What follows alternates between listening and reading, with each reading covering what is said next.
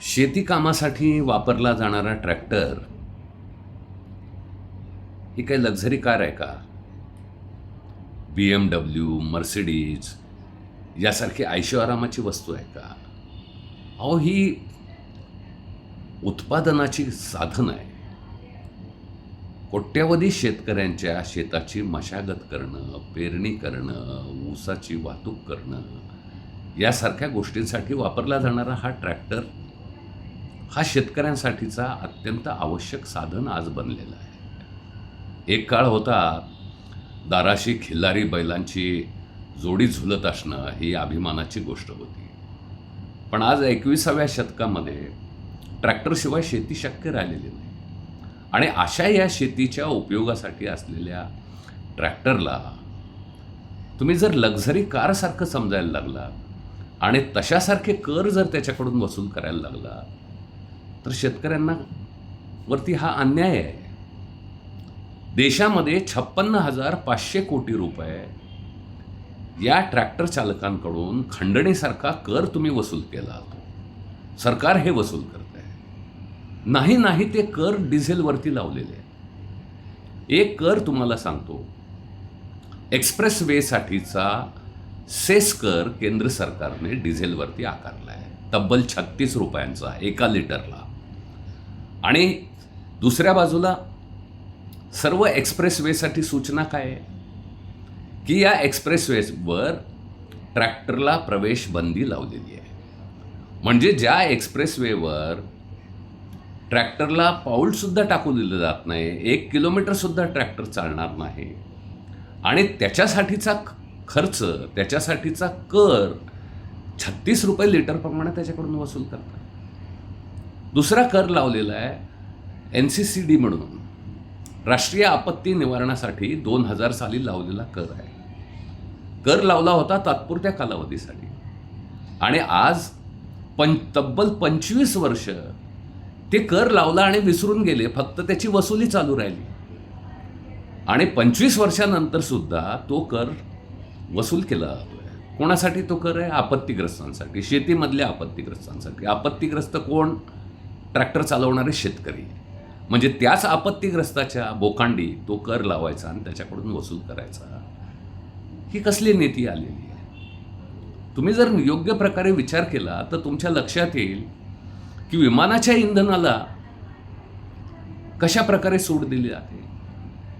केंद्रामधले मंत्री पत्र लिहित आहेत, पेट्रोलियम मंत्री पत्र लिहित आहेत की राज्य सरकारांनी त्याच्यावरती व्हॅट लावू नये. विमानाच्या इंधनावरती फक्त 1 ते 4% व्हॅट आहे, आणि ट्रॅक्टरसाठी वापरल्या जाणाऱ्या डिझेलवरती 18% 21%, 22%, 26% या एवढा मोठ्या प्रमाणावर हा कर त्याच्यावरती लावलेला आहे.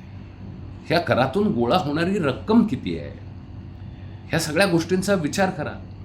आणि या दृष्टीनं आम्ही मागणी करत आहोत की ह्या ट्रॅक्टरला करमुक्त डिझेल हे दिलं गेलं पाहिजे. का याबद्दल चर्चा झालेली नाही आजपर्यंत?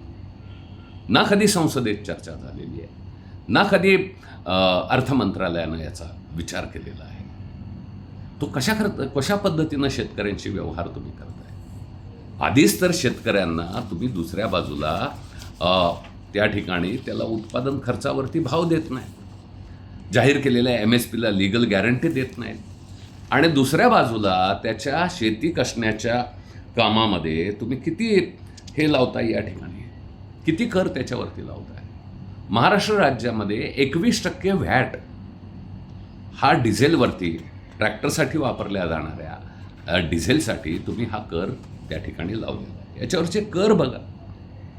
केंद्रीय अबकारी कर आणि सगळे केंद्राचे कर 64 रुपये 48 पैसे त्याच्यावरती एकूण कर आहे.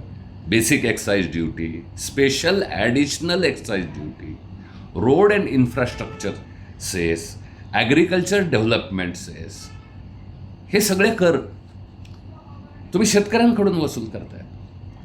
आणि त्याचबरोबर राज्य सरकारचे आणखी वेगळे कर, कमिशन त्याच्यावरती.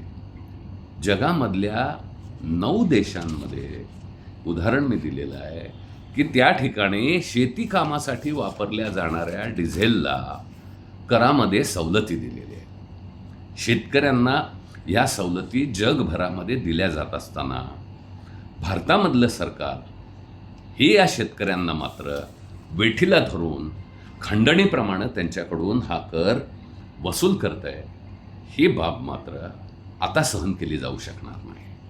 आज या ठिकाणी देशामधला संपूर्ण डिझेलचा वापर 2025-26 सालामध्ये डिझेलचा वापर झालेला आहे 94 लाख मेट्रिक टन आणि यापैकी सुमारे 7.4 ते 7.5% डिझेल हे ट्रॅक्टरसाठी वापरलं जातं. आणि याच्यावरचं वापरलं जाणारं डिझेल जे आहे 7.86 अब्ज लिटर एवढ्या मोठ्या प्रमाणावर ट्रॅक्टरसाठी डिझेल वापरलं जातं. याच्यामध्ये मी आणखीन अनेक बाबींसाठी शेतीपंपांसाठी वापरलं जाणारं डिझेल असेल, थ्रेशरसाठी वापरलं जाणारं डिझेल असेल, याचा मी समावेश केलेला नाही. हे निव्वळ ट्रॅक्टरसाठी खरेदी केलेलं डिझेल हे या ठिकाणी आहे.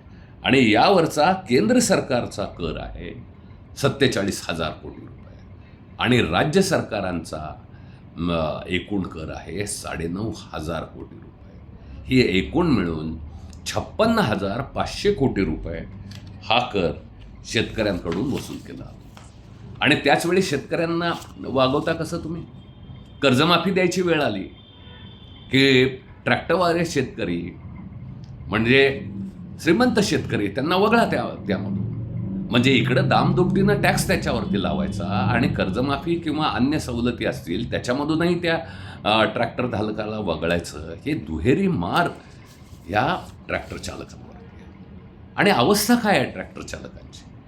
आज जो एक देशामध्ये सुमारे 1 कोटीपेक्षा जास्त ट्रॅक्टर्स आहेत आणि ह्या 1 कोटीपेक्षा जास्त असलेल्या ट्रॅक्टर धारकांचा जर आपण हिशोब लावला तर यापैकी 78% 85% हे ट्रॅक्टरधारक कर्जबाजारी आहेत. कर्ज फिटलेलं नाही आहे त्यांचं. महाराष्ट्र असेल, उत्तर प्रदेश असेल, पंजाब असेल, या सगळ्या ठिकाणी आपल्याला हे या ठिकाणी दिसेल की हे कर्जबाजारी झालेले आहे.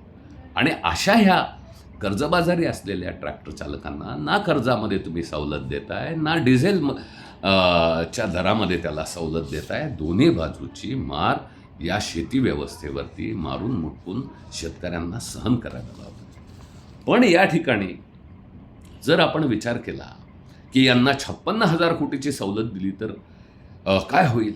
अहो तुम्ही दिली नाही का? GSTमध्ये कपात केली, त्यावेळेस सरकारचा महसूल कमी झाला नाही का? ट्रॅक्टरवरती जर ट्रॅक्टरसाठीच्या डिझेलला जर टॅक्समधून सूट दिली तर असं कोणतं मोठं त्यामध्ये नुकसान होणार आहे? तुम्ही या संबंध लक्झरी कार विकल्या जाव्यात त्यासाठी तुम्ही GSTमध्ये कपात केली, GST निम्म्यावरती आणली आणि त्या ठिकाणी जे आहे त्याच्यातून मार्केट वाढलं असा तुम्ही दावा केला. लावणारे तुम्हीच, कमी करणारे तुम्हीच. मग या ट्रॅक्टर आणि डिझेलवरती जे अतर्क्य आणि अनालकलनीय, खरं तर बेकायदेशीर म्हणावे लागतील अशा प्रकारचे कर तुम्ही त्याच्यावरती त्या ठिकाणी लावलेले आहेत. ट्रॅक्टरच्या किमतीवर तर तुम्ही GST कमी केला, 18%वरून 5%वरती आणला. या ठिकाणी ही जरी स्वागतार्ह गोष्ट असली तरी तुम्ही कशावरचा आणला आहे? एकदाच तो विकत घेताना ती GST कमी झालेली आहे.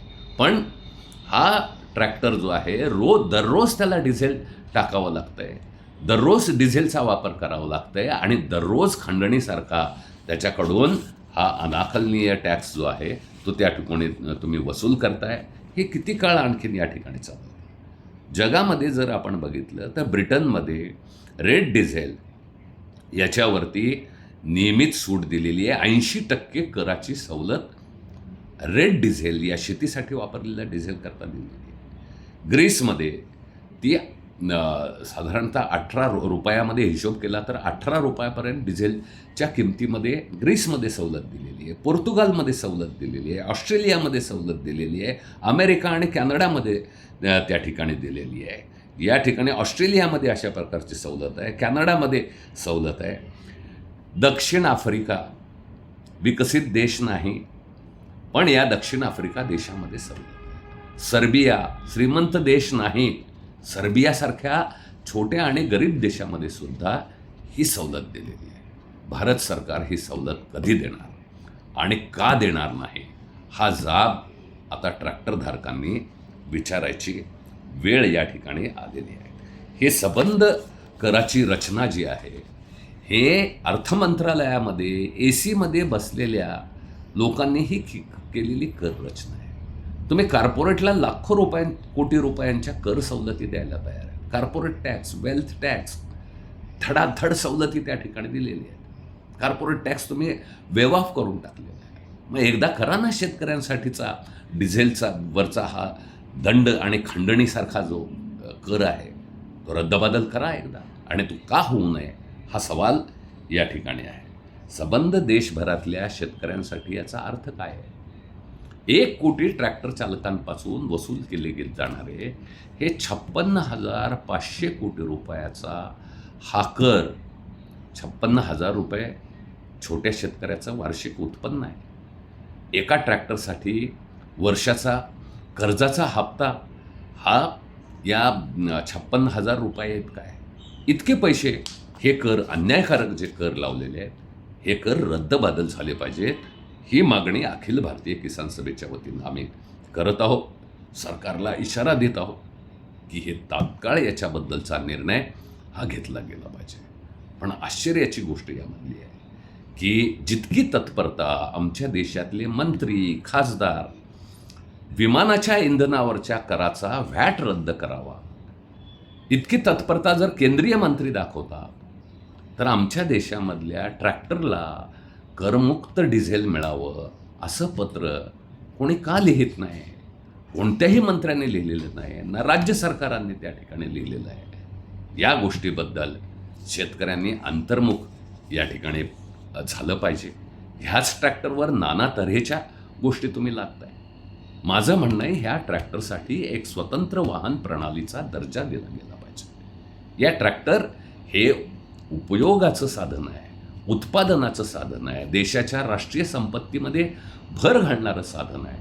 म्हणून त्यासाठी वेगळ्या प्रकारच्या वाहन प्रणाली ही निश्चित करण्यात यावी आणि त्या वाहन प्रणालीला करमुक्त डिझेल देण्यासाठीची तरतूद योजना, एक तर पूर्ण करमुक्त डिझेल द्या किंवा घेतलेले कराचे पैसे आम्हाला रिफंड या ठिकाणी करा. आणि आजपर्यंत शेतीच्या नावानं लावलेल्या करातून अतर्क अशा प्रकारच्या एक्सप्रेसवेच्या सेसमधून जो तुम्ही पैसा गोळा केलेला आहे, त्या पैशाचा आमच्यासाठी काय उपयोग केलेला आहे याचा हिशोब सरकारनं दिला पाहिजे. आणि तो हिशोब विचारण्याचा हक्क आपल्या प्रत्येक चालकाला आहे. आणि त्या दृष्टीनं आपली पावलं ही पुढं टाकली पाहिजेत. आणि आज देशामधल्या बहुसंख्य जनतेला रोजगार देणारं क्षेत्र जे आहे, त्या क्षेत्रात 50% जास्त लोक शेती क्षेत्रात काम करतात. आणि ह्या शेतीची प्रगती व्हायची असेल, या शेतीवरती जगणाऱ्या लोकांचं जीवन बदलायचं असेल, त्यामध्ये काही सुधारणा करायची असेल, तर हे अन्यायकारक कर जे आहेत, जे त्याच्या लागवड खर्चाची वाढ करतात, जे त्याच्या उत्पन्नामध्ये घट करतात, जे त्याला कर्जबाजारी बनवतात, अशा प्रकारची कर प्रणाली ही फेकून दिली पाहिजे. आणि त्या कर प्रणालीमध्ये आमूलाग्र परिवर्तन हे या ठिकाणी केलं पाहिजे. आणि यासाठी देशभरातील ट्रॅक्टरधारक यांना किसान सभा संघटित करून आपला लढा पुढे चालवायचा या ठिकाणी निश्चित प्रयत्न करत आहे. हाच ठाम निर्धार या लेखाच्या निमित्तानं, या विषयाच्या मांडणीतून आपल्यासमोर मांडण्याचा प्रयत्न करत आहे. धन्यवाद.